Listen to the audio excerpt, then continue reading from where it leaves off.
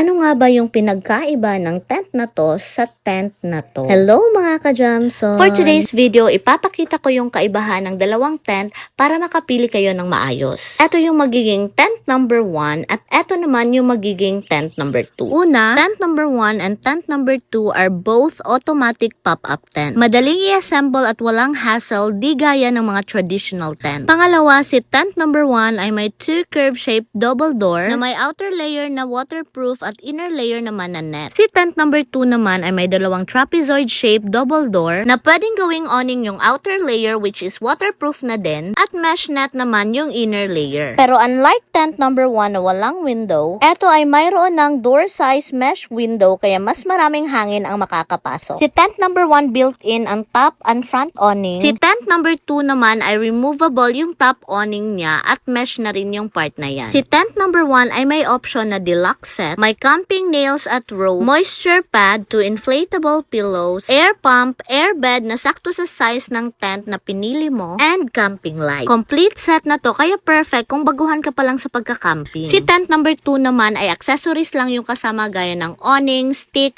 camping nails, and camping rope. If you want a smaller option na kompleto na, go for tent number 1. And if you want a bigger option na mas makakapasok yung hangin, go for tent number 2. Lastly, both tent number 1 and tent number 2 are easy to disassemble. Parehas matibay, maganda yung quality, depende na lang sa need mo. Masasabi kong both are worth it.